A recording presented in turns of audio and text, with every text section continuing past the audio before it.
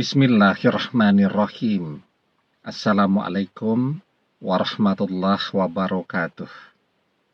Bapak-bapak, ibu-ibu, mas-mas, mbak-mbak, khususnya adik-adikku sekalian yang dirahmati Allah dimanapun Anda berada.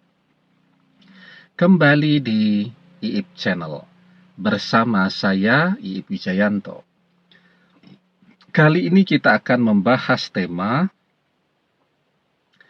agar energi amalan menyatu dengan dirimu. Sekali baca, mantan langsung nangis-nangis merindukanmu. Ya. Jadi kita bertanya-tanya ya, kenapa ketika amalan itu dikerjakan oleh orang lain, kok hasilnya dahsyat, cepat. Sementara ketika kita yang mengamalkannya, sama sekali tidak ada respon, tidak ada perubahan pada diri mantan. Ya, nah, maka jawabannya sederhana, karena memang energinya itu belum menyatu dengan diri kita. Nah, maka sekarang bagaimana caranya agar energi dari amalan itu menyatu dengan tubuh kita, dengan diri kita. Ketika energinya itu sudah menyatu, maka kita baca sekali, itu mantan akan langsung merasakan ya pengaruhnya. Kita baca beberapa kali, mantan akan memberikan respon. Ya, mungkin kita baca tidak terlalu lama, mantan akan datang kepada kita lagi seperti apa yang kita harapkan. Jadi ada beberapa hal ya yang harus kita perhatikan.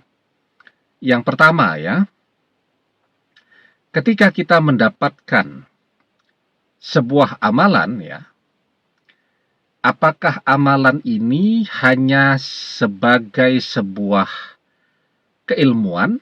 Ya, jadi diperkenalkan tetapi tidak diijazahkan. Ya.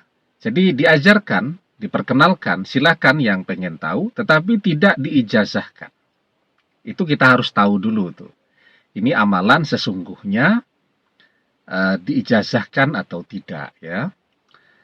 Kemudian yang kedua, kalau memang kita sudah yakin ya, amalan itu diijazahkan, itu kalau mau lebih yakin lagi kita ketemu tuh sama guru yang mengajarkan. Kita ketemu, salaman, minta izin begitu ya, kita salaman sama beliau. Insya Allah tuh energinya sudah otomatis ya akan hidup di dalam diri kita tuh, akan muncul tuh. Getarannya itu akan langsung terasa kalau kita bisa ketemu. Persoalannya kan memang mau ketemu dengan guru-guru itu susahnya luar biasa ya. Nah, jadi kalau tidak bisa ketemu, maka ketika kita sudah yakin bahwa amalan itu memang diijazahkan, yang kedua yang harus kita lakukan adalah menghafalkan dulu amalan itu. Nah, kita kan sering tergesa-gesa tuh. Pokoknya begitu dapat langsung kirimkan, begitu dapat langsung kirimkan. Ya, jangan ya. Jadi kita satukan dulu energinya dengan diri kita. Cara menyatukan energi itu ada begitu banyak. Yang pertama itu dengan cara menghafalkan. Ya, jadi begitu sudah hafal itu energinya sudah menyatu. Yang kedua itu ada sebagian orang itu yang mencoba menyatukan energinya itu misal dengan menjadikan amalan ini sebagai wiridan. Ya, bacaan wirid yang terus dia baca. Jadi setiap ada waktu dia wiridkan. Nah, itu bisa tuh untuk menyatukan energinya tadi. Atau bisa juga tuh misal dengan menggunakan segelas air. Airnya itu dibacakan. Orang sering mengistilahkannya di asma. Dibacakan. Ya, diwiridkan, dibacakan, kemudian ditiupkan ke air tadi. Nah, air itu yang dia minum. Agar energi dari amalan tadi menyatu dengan dirinya. Ya.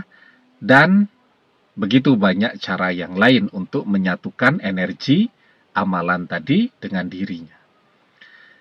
Jadi kalau sudah menyatu dengan kita, itu tandanya ya, kita sudah mulai bisa merasakan getaran dari amalan tadi. Jadi setiap kita mau mengamalkan itu muncul rasa bahagia. Saya sering memberikan contoh itu seperti orang yang mau terima rapot ya. Karena kan kalau terima rapot kan semuanya insya Allah pernah sekolah ya. Karena saya pernah baca komen, saya contohkan kuliah, jangan yang kuliah terus Ustadz, kami tidak sempat kuliah. Nah oke, sekarang sekolah kan semuanya pernah merasakan. Mau terima rapot tuh, sama sekali tidak pernah berpikir akan ranking 1 karena teman-temannya pintar-pintar.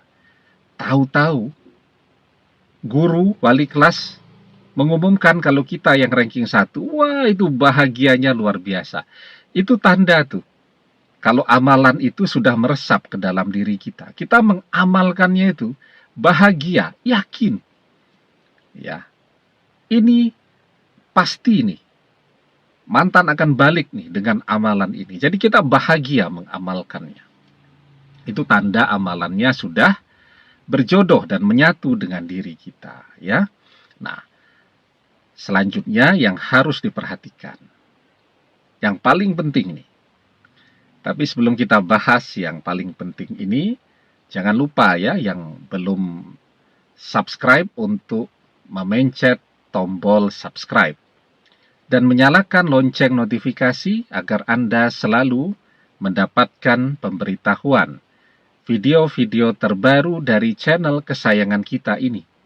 Dengan subscribe, doa-doa kita selalu terhubung sehingga kita selalu bisa berdoa bersama-sama ya. Nah, selanjutnya yang paling penting, ketika kita mengamalkan sebuah amaliyah atau amalan, ikuti apa yang dikatakan guru tadi. Jadi ketika guru mengajarkan misalnya, harus tahu nama orang tuanya, bin siapa atau binti siapa. Nggak usah tanya lagi. Kalau nggak tahu namanya bagaimana? Cari tahu. Zaman sekarang ini sudah sangat modern. Googling. Ya, cari tahu. Jadi kalau guru yang mengijazahkan bilang harus tahu nama bin atau bintinya. Misal nama mantan tadi, misal yang mengamalkan ini wanita, namanya Budi. Budi itu ada puluhan juta orang yang namanya Budi. Maka guru-guru tadi cari nama orang tuanya, bin siapa. Itu sering sekali itu pertanyaan, Ustadz, saya tidak tahu nama orang tuanya bin siapa. Nah sekarang kita harus cari tahu.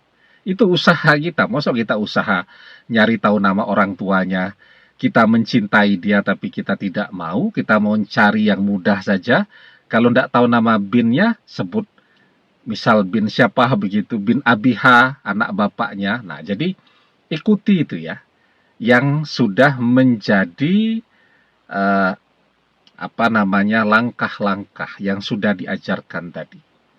Jadi, misal kalau membacanya kata guru-guru tadi 7 kali cukup, tidak usah ditambah-tambah dan jangan dikurang-kurangi. 7 kali ya 7 kali.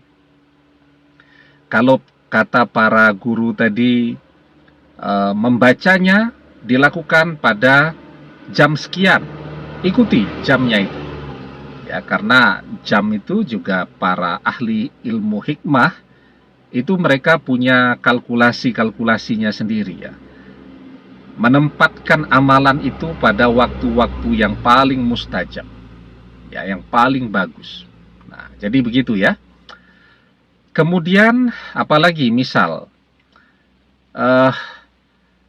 tadi jumlahnya tidak usah ditambahi, tidak usah dikurangi, waktunya juga apapun yang para guru tadi katakan, ikuti waktunya ya.